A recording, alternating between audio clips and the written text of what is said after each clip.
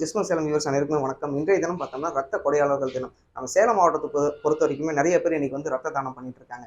நம்ம சேலம் மாவட்டத்தில் யாருக்கு எந்த ரத்த தானம் உதவி வேணும் அப்படின்னாலுமே மணிப்பிரகாஷ் என்பவர் தான் எப்பவுமே தொடர்பு கொள்வாங்க.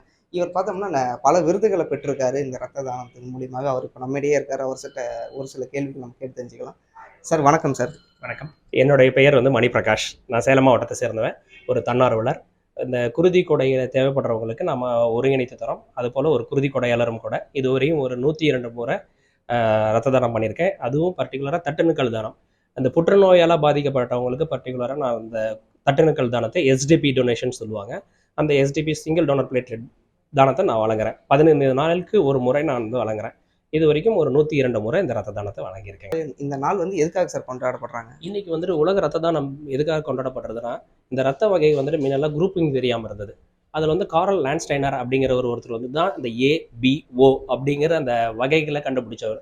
அது போற்றும் வகையில் நம்ம இந்த அரிய கண்டுபிடிச்சதுனால தான் அவரோட பர்த்டேவை, பிறந்த நாளை வந்து நம்ம குருதி கொடையாளர்கள் தினமாக நாங்கள் கொண்டாடப்படுறோம். இது உலகம் முழுக்க கொண்டாடப்படுகிறது இந்த நாள். சார் இப்போ பார்த்தோம்னா நிறைய பேர் வந்து இந்த பிளட் டொனேட் பண்ணுறதுக்காகவே பயப்படுறாங்க. பிளட் டொனேட் பண்ணுவோம் அப்படின்னாலே பயப்படுறாங்க. அவங்களுக்குலாம் நீங்கள் என்னன்னு சார் சொல்லணும்னு நினைக்கிறீங்க?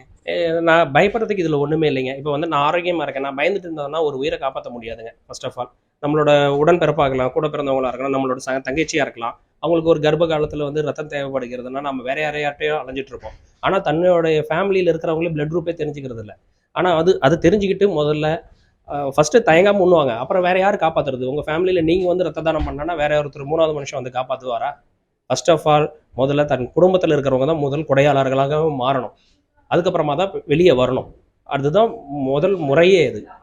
ஸோ இது எல்லாருமே வந்து உடனே ஒரு குருதி கொடையாளர்களை தேடி ஓடிட்டு இருக்காங்க. அது தவறான அணுகுமுறை. முதல்ல ரத்தம் தேவைப்படுதா, முதல்ல நம்ம ஃபேமிலியில் யார் இருக்காங்க, நம்ம சொந்தக்காரங்க யார் இருக்காங்க அப்படிங்கிறத முதல்ல தெரிஞ்சுக்கணும். அவங்ககிட்ட கேட்கலாம், வேற எதுக்கோ போகிறோம் நம்ம கேட்குறோம். ஆனால் ரத்த தானம் பண்ண சொல்லி அவங்களையும் ஒரு குருதி கொடையாளராக மாற்றணும் அப்படிங்கிறத யாரும் நினைக்கிறது கிடையாதுங்க. சார் மக்களுக்கு நீங்கள் என்ன சொல்லணும் சார் நினைக்கிறீங்க? அதாவது இப்போ இவங்க என்னென்ன பிளட் குரூப் அப்படின்னு சொல்லி ஞாபகம் வச்சுக்கிறதுக்காக நீங்கள் மக்கள்கிட்ட இது சிம்பிளாக இது ஒரு ஐடியா வச்சுக்கோங்க அப்படின்னு சொல்லக்கூடிய விஷயம் என்னவா இருக்கும்? இப்போ ஒருத்தர்கிட்ட அனைவர்கிட்டையும் ஒரு சின்ன வேண்டுதல் எனக்கு. இப்போ ஒவ்வொருத்தரும் ஒவ்வொரு பேரை போட்டு சேவ் பண்ணுறீங்க. உங்கள் கைபேசி எண்ணில் வந்துட்டு கைபேசியில் சேவ் பண்ணுறீங்க. சேவ் பண்ணுறதுக்கு முன்னாடி அவங்களோட blood group A positive Ramesh, B positive Suresh, O positive Dinesh, இல்லை ஏதோ ஒரு பேர் முபாரக், இந்த மாதிரி பேருக்கு முன்னாடி அவங்களுடைய ரத்த வகையை சேமிச்சுட்டு அதுக்கப்புறம் அவங்க ஊரை சேமித்து வச்சிங்கன்னா பிற்காலத்தில் உங்களுக்கு இல்லை, பிற்காலத்தில் வேறு யாருக்காவது ஒருவருக்கு பயன்படும்.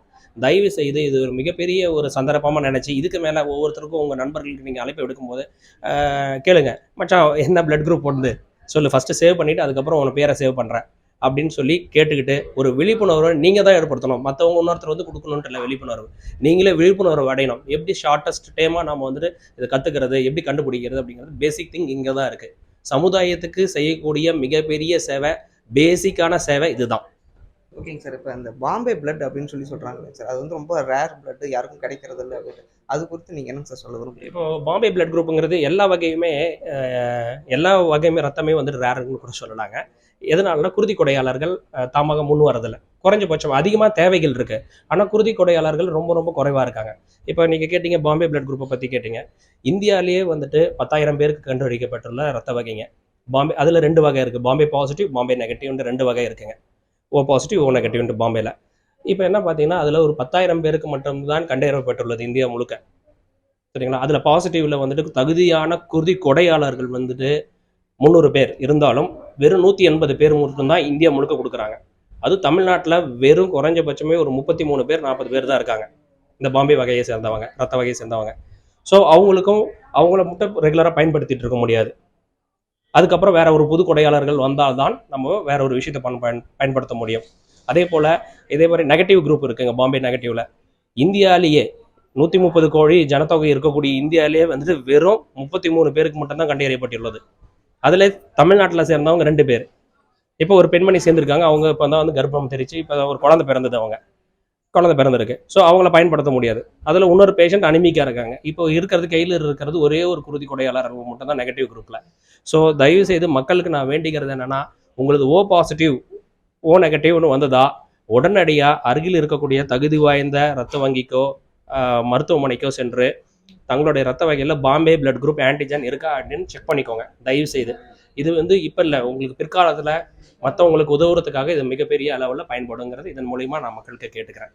இது ஜெஸ்னோ சேலம், இது சேலத்தின் குரல்.